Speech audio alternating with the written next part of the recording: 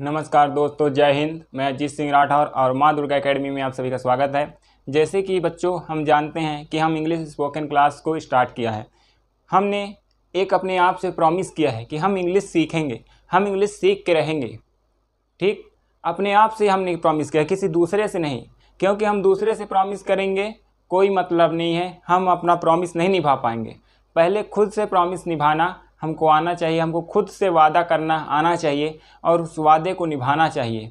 हमें खुद से वादा करना है कि हाँ, हम इतने दिन में इंग्लिश सीखेंगे, हम इतने दिन से इंग्लिश सीख रहे हैं तो इतने दिन में इंग्लिश सीख के रहेंगे। तो उसी वादे को आज कंप्लीट करते हैं इस क्लास के माध्यम से। अगर आपने भी वादा किया है कि हाँ, मुझे इंग्लिश सीखना है और मैं 1 महीने के अंदर सीख के रहूँगा, तो आइए ज्वाइन कीजिए माँ दुर्गा एकेडमी और फिर हम हाँ साथ में मिलकर इंग्लिश स्पोकन क्लास को शुरू करते हैं और सीखते हैं। और अगर आपने अभी तक प्रॉमिस नहीं किया है तो आज ही प्रॉमिस कर लीजिए, क्योंकि कहते हैं संकल्प में बहुत शक्ति होती है। आप एक बार संकल्प लीजिए, आपका कार्य अपने आप होगा। ठीक, so sankalp is very important in your life, our life. हमारे जीवन में जो प्रॉमिस है, जो संकल्प है, एक बहुत बड़ी भूमिका निभाता है। ठीक है, हम क्लास को आगे बढ़ाते हैं। आज के जो इंग्लिश स्पोकन जो बेसिक रूल है, उसमें हम तीसरे रूल, यहाँ क्या लिखा है, तीसरे रूल में आए हैं। पहला हमने पढ़ा था कि सब्जेक्ट के पास कुछ है, सब्जेक्ट हैव हैज नाउन। दूसरे दिन में हमने पढ़ा कि सब्जेक्ट को काम करना है, subject have has to, verb का फर्स्ट फॉर्म प्लस ऑब्जेक्ट। और आज तीसरा रूल है कि सब्जेक्ट को काम करना पड़ता है। आज सब्जेक्ट काम अपने मन से नहीं कर रहा है। आज बच्चे अपने मन से पढ़ाई नहीं करते हैं। आजकल बच्चे अपने मन से खेतों में काम नहीं करते हैं, आजकल मजबूरी में करते हैं, उनको करना पड़ता है। यही बोल रहा है ये सेंटेंस कि आजकल के बच्चों को मजबूरी में पढ़ना पड़ता है, वह अपने मन से नहीं पढ़ते। आजकल के पेरेंट्स को मजबूरी में शादियां करनी पड़ती है अपने बच्चों की, वह समय से पहले शादियां करते हैं। क्योंकि तो ये सब्जेक्ट, आज का जो सेंटेंस है, सब्जेक्ट को काम करना पड़ता है, आज इसी को बताने जा रहा है कि जो हम करते हैं वास्तव में कई चीज़ें ऐसे होते हैं जो हमको करना नहीं है या हम नहीं करना चाहते, लेकिन हम मजबूरी में करते हैं। तो बोलता है सब्जेक्ट को काम करना पड़ता है। आपको भी कभी, मुझे भी कभी ऐसा लगता है कि मुझे आज स्कूल नहीं जाना चाहिए, लेकिन घर वाले मजबूरी में डंडा मार के भगा देते हैं स्कूल।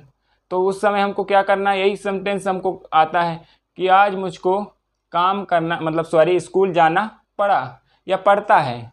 तो इससे क्या हुआ, ये सेंटेंस हमें बताता है कि I have got to go, object यानी स्कूल, कि आज मुझे स्कूल जाना पड़ा।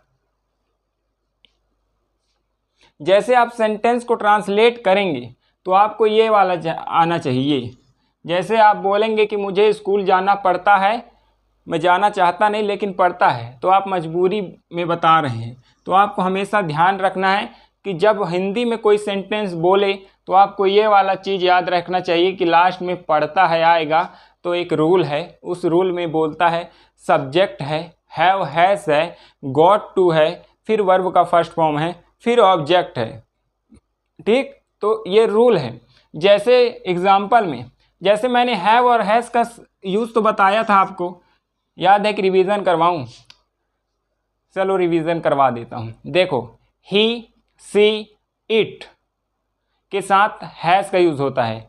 आई, वी, यू, दे, इनके साथ क्या यूज़ होता है, हैव होता है। ठीक, और he, she, it, I, we, you, they and name, ये क्या है, ये नाउन और प्रोनाउन है। ये क्या है, नाउन और प्रोनाउन है।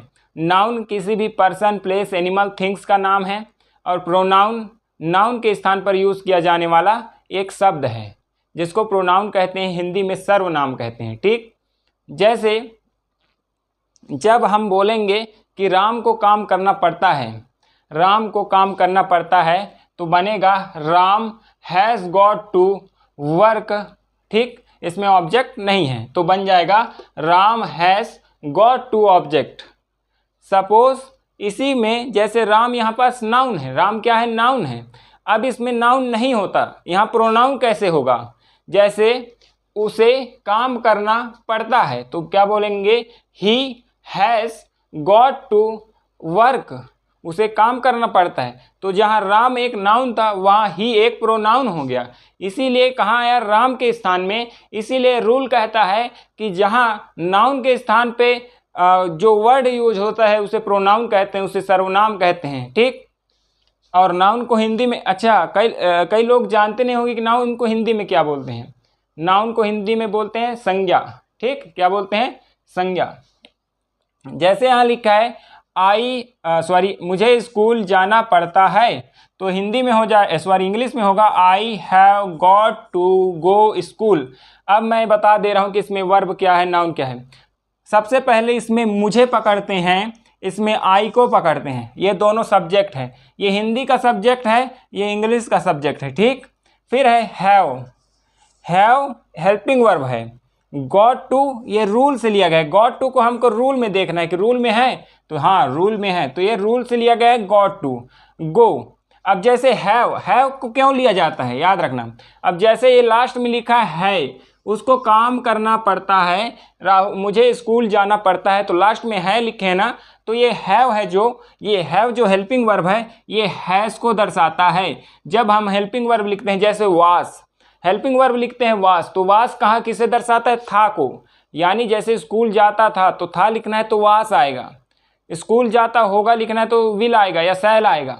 तो जो हेल्पिंग वर्ब है वो लास्ट के जो है, था, होगा इसको बताता है, इसलिए हेल्पिंग वर्ब लिखा जाता है, ठीक। फिर है गो यानी जाना, ये एक मेन वर्ब है, और यहाँ भी लिखा है जाना, ये भी एक मेन वर्ब है। फिर लिखा है स्कूल क्या है? स्कूल एक ऑब्जेक्ट है माय डियर फ्रेंड्स। तो ऑब्जेक्ट यहाँ पास क्या है? स्कूल हिंदी में याद रखना, हिंदी में उल्टा जमा होता है और इंग्लिश में उल्टा, मतलब हिंदी के अनुसार इंग्लिश में उल्टा होता है और इंग्लिश के अनुसार हिंदी में उल्टा होता है, ठीक। तो आप इस प्रकार देखेंगे। जैसे दूसरा एक और सेंटेंस बना है, he has got to go work, वह उसे काम में जाना पड़ता है, he has got to go to work.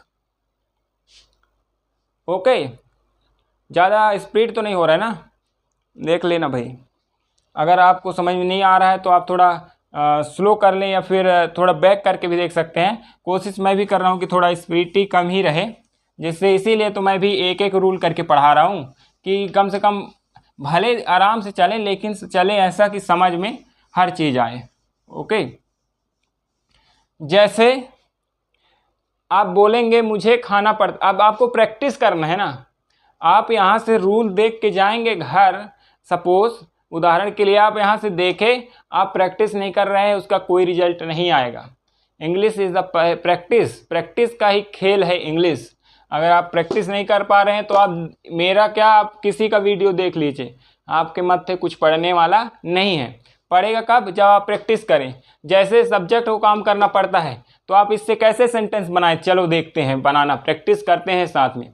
Subject को काम करना पड़ता है, मुझे खाना पड़ता है, मुझे स्कूल जाना पड़ता है, मुझे सोना पड़ता है, मुझे रोना पड़ता है, मुझे हंसना पड़ता है, मुझे बुक खरीदना पड़ता है, मुझे पेन खरीदना पड़ता है, मुझे दौड़ने जाना पड़ता है, मुझे सुबह जल्दी उठना पड़ता है, मुझे रात को देर से सोना पड़ता है। ऐसे आपको वाक्य बनाना है, आपको ऐसे सेंटेंसेस क्रिएट करना है। और जब आप ऐसे 10, 15, 20, 25 वाक्य लिख लेंगे, सेंटेंस हिंदी में बना लेंगे, फिर आपको ये रूल पकड़ना है। रूल क्या है? Subject plus have has got to verb का फर्स्ट फॉर्म प्लस ऑब्जेक्ट। जब आप इस रूल को पकड़ेंगे तो आप सपोज आप लोगों ने बोला कि मुझे रात को सोना पड़ता है, तो आप क्या बोलेंगे? I have got to sleep in the night, मुझे रात को सोना पड़ता है। आप जैसे बोले कि मुझे दौड़ने के लिए जाना पड़ता है, तो क्या बोलेंगे? I have got to run for daily routine, क्योंकि वह मेरा डेली रूटीन है। तो आपको इस तरह क्रिएट करना है ना भाई। आप शुरू में आप सोचेंगे कि मैं प्रैक्टिस ना करूं, वीडियो देख लूं और फटाफट इंग्लिश बोलूं, तो ऐसा नहीं होगा, ऐसा होने वाला नहीं है। आप सिर पटक दीजिए, प्रैक्टिस ही आपको यहाँ तक ला सकता है जहाँ तक मैं पहुँचा हूँ। ठीक, प्रैक्टिस सभी ने किया है, मैंने किया है, और जितने इंग्लिश टीचर हैं, स्पीकर हैं, मोटिवेशनल स्पीकर हैं, सभी ने प्रैक्टिस किया है।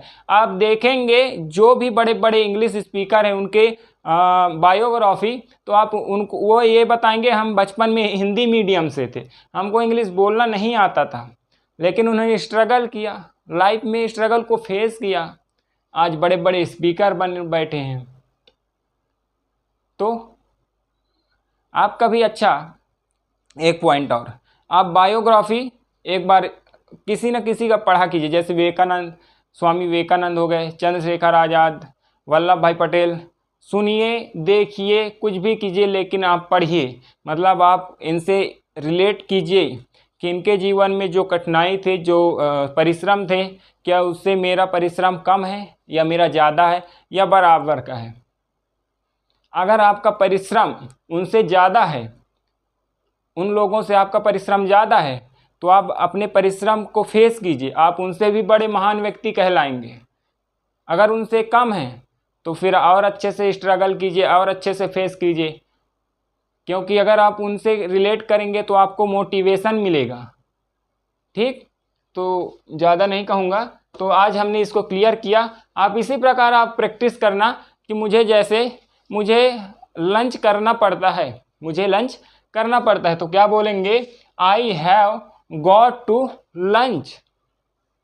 अब जैसे बोले हो मुझे कुर्सी खरीदना पड़ता है, मुझे कुर्सी खरीदना पड़ता है, तो क्या बोलोगे, I have got to purchase chair, purchase chair, मुझे कुर्सी खरीदना पड़ता है। इस प्रकार वाक्य बनाना। तो थैंक यू दोस्तों, आज हमने इंग्लिश स्पोकन के 3 बेसिक जो रूल है उसको क्लियर कर लिया। इसमें 5 हैं मेन, 2 और अगली क्लास में पढ़ेंगे, उसके बाद हम मेन रूल में आएंगे। तब तक के लिए थैंक यू, जय हिंद। ऐसे ही पढ़ते रहिए, और अगर आपको क्लास अच्छी लगे तो वीडियो को लाइक करें, शेयर करें और चैनल को सब्सक्राइब करें। तब तक के लिए धन्यवाद, जय हिंद।